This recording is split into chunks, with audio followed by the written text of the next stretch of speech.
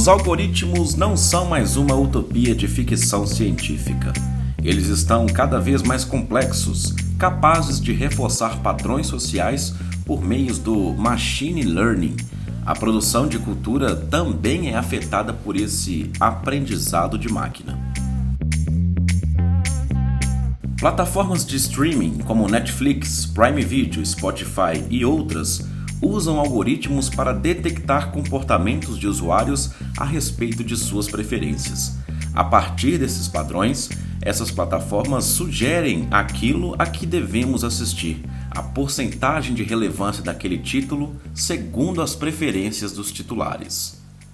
Os algoritmos de machine learning vão observando o comportamento desses usuários do Netflix, que conteúdos que eles estão assistindo e criando pequenos agrupamentos de se eu assistir determinado título, talvez eu goste também de um outro título. Então ele cria todas essas sugestões baseadas em como que as pessoas consomem os conteúdos. Então ele começa a criar mesmo pequenos clusters e são nesses grupos que as sugestões vão aparecendo.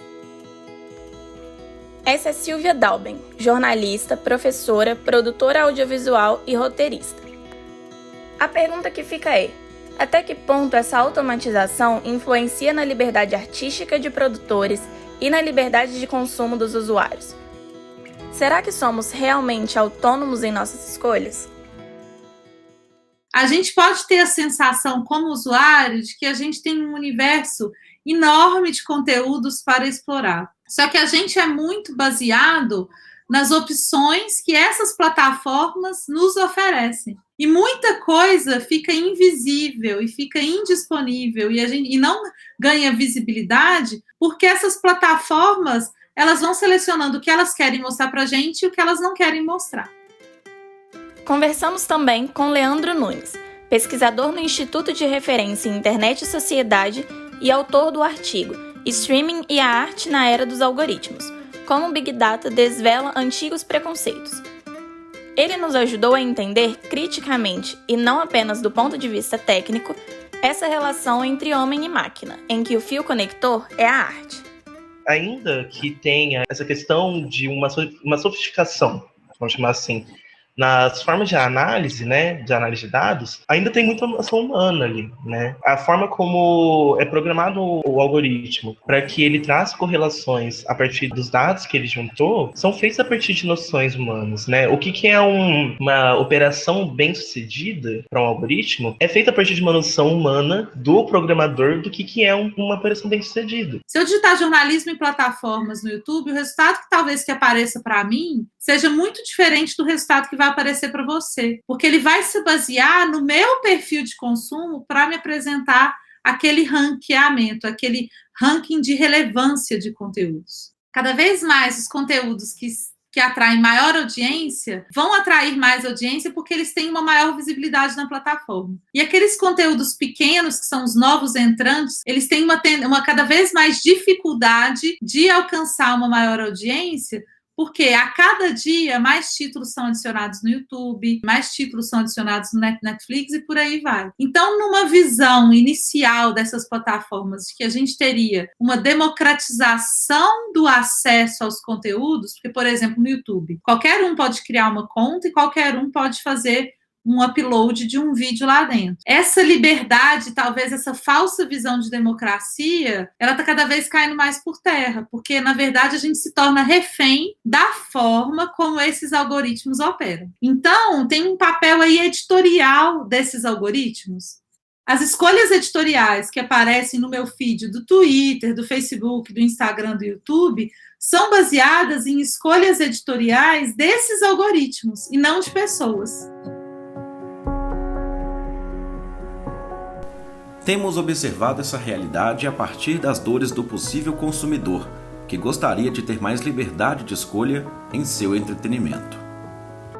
Agora, sob a perspectiva do produtor, como será criar arte em uma realidade na qual você precisa lidar com a dinâmica de constante mudança das atividades algorítmicas em cada plataforma?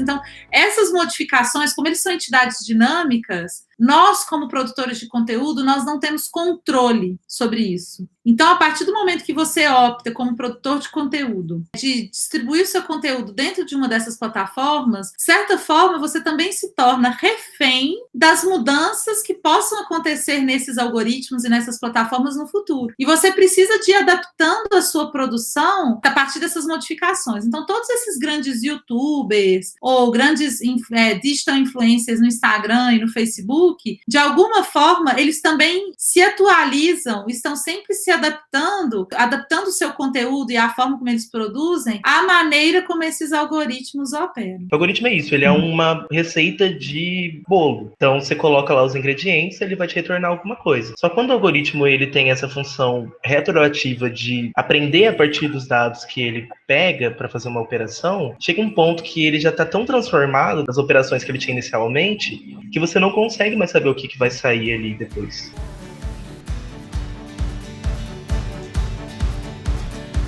Ainda assim, não podemos cair no senso comum de separar a tecnologia da sociedade que a desenvolveu.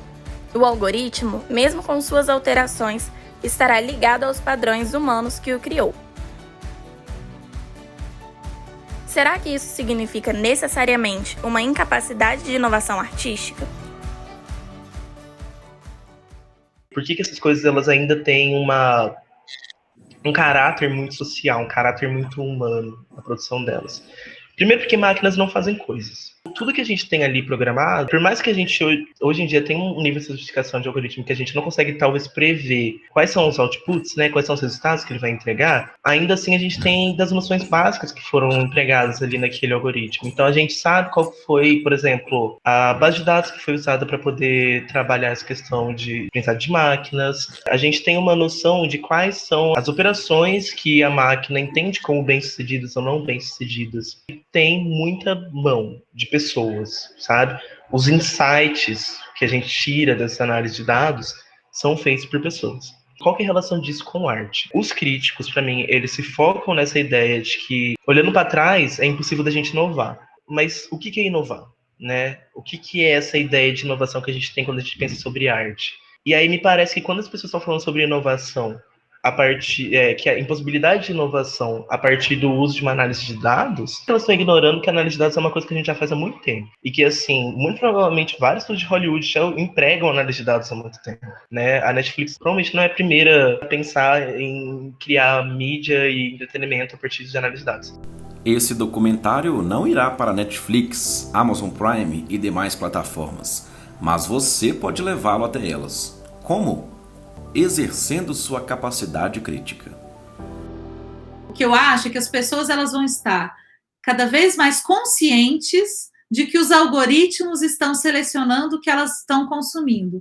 E elas vão aprender a lidar com essas plataformas tentando fugir um pouco dessas escolhas. O streaming está intrinsecamente ligado a essa questão de análise de dados. Se a gente não entende o que é análise de dados, se a gente não entende o que é algoritmo, se a gente não entende o que é Big Data, a probabilidade de a gente consumir uma obra sem algum tipo de noção crítica sobre como aquela obra é construída é muito maior. Não estamos falando aqui que os algoritmos são os vilões da história, mas queremos que você se conscientize em relação a eles. Você tem a autonomia, por exemplo, de compartilhar essa reportagem caso tenha achado interessante, para que, assim, os algoritmos o entreguem para mais pessoas.